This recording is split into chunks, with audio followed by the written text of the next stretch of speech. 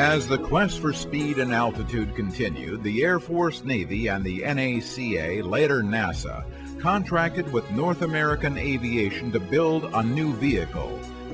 This new vehicle, the X-15, would probe the hypersonic speed regime, that is, faster than Mach 5, and perform flight research at the edges of the Earth's atmosphere.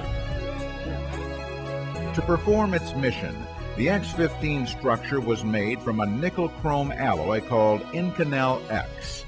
It could retain its strength up to a cherry red 1200 degrees Fahrenheit, a temperature that would melt aluminum and make stainless steel useless. The X-15 was powered by an XLR-99 variable thrust rocket engine with a thrust range from 28,000 to 57,000 pounds. Before each flight, the pilots trained 8 to 10 hours in a ground-based simulator.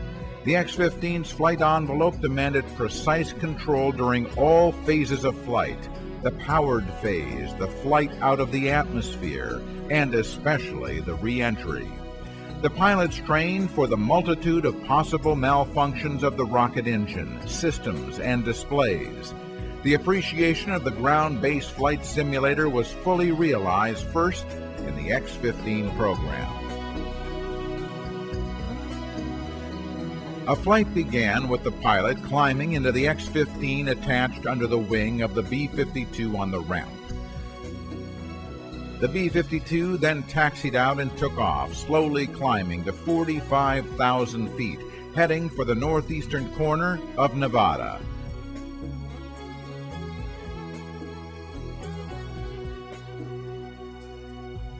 Once there, the B-52 turned back toward Edwards and launched the X-15. Once clear of the B-52, the pilot lit the rocket engine and began his particular flight profile: climb for altitude, for instance, or a speed run. In spite of launching in northeastern Nevada, the X-15's flight to Rogers Dry Lake lasted an average of just 10 minutes. The engine consumed the entire fuel supply in less than 2 minutes, after which the airplane was a high-speed glider with a lift-to-drag ratio of about 4 to 1. The pilot was busy the entire flight and had very little time to enjoy the scenery. Things happen fast at Mach 5 plus, and this was no airplane to fall behind on. Maintaining a proper angle of attack was critical if the pilot was to reach the designated altitude.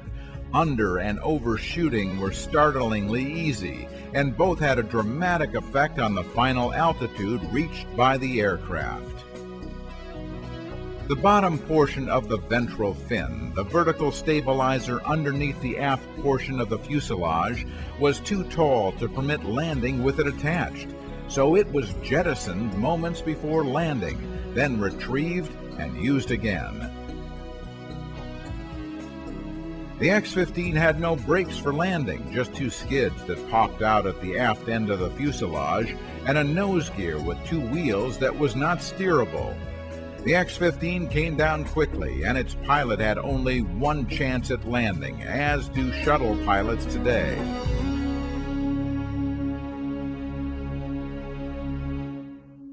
For its record speed flight, the X-15 was fitted with 2 external propellant tanks, which could be jettisoned, and covered with a silicone ablative coating painted white. Unlike the shuttle tiles, the ablative absorbed the additional heating from the high speed by charring rather than insulating. Even then, surprisingly, shock impingement around a dummy ramjet on the lower ventral tail caused some serious local damage to the skins. The ablative coating proved to be impractical for a reusable re-entry vehicle, since the old coating would have to be stripped and a new coating reapplied for each flight. With flights starting in 1959 and extending to 1968, it was and still is considered the most successful of all experimental research aircraft. The X-15 program added to the historic foundation of aerodynamics, sometimes measurably, often intangibly, in ways that were not imagined. It pushed the piloted records to an altitude of 67 miles and speed to Mach 6.7. 8 of the 12 X-15 pilots earned their astronaut wings. The X-15 provided much new insight into the once feared region of flight outside the atmosphere. It also gave engineers critical data on the unique challenge of re-entry. Re-entry compounds the effects of aerodynamics and spaceflight maneuvering and proved to be more demanding of both pilot and aircraft than anything encountered before. Many of the mysteries of re-entry flight were solved by the X-15. In sharp contrast to the high speeds and altitudes of the X-15, a strange-looking vehicle appeared at the center. The low-speed M2F1, a lifting body vehicle, had no wings and resembled a bathtub. A Dryden engineer, Dale Reed, sought to validate this new re-entry concept with a manned research aircraft. Rather than using a ballistic re-entry trajectory like a Mercury, Gemini, or Apollo capsule with very limited maneuvering range, a lifting body vehicle had an estimated landing footprint the size of California. The tubby vehicle shape was taken from re-entry lifting body shapes that were being tested at the NASA Ames Research Center. After seeing Reed's 2-foot model fly, Center Director Paul Bickle authorized an in-house effort to build the manned M2F1. In the spring of 1963, Milt Thompson made the first flight of the M2F1 towed behind a hot rod Pontiac Catalina convertible. Later, an R-4D Navy DC-3 was used for tows to higher altitudes. Flights released from behind the R-4D at 12,000 feet lasted just 2 minutes until landing. The M2F1 would lead to bigger things in the future. If the M2F1 was strange, the Lunar Landing Research Vehicle was out of this world.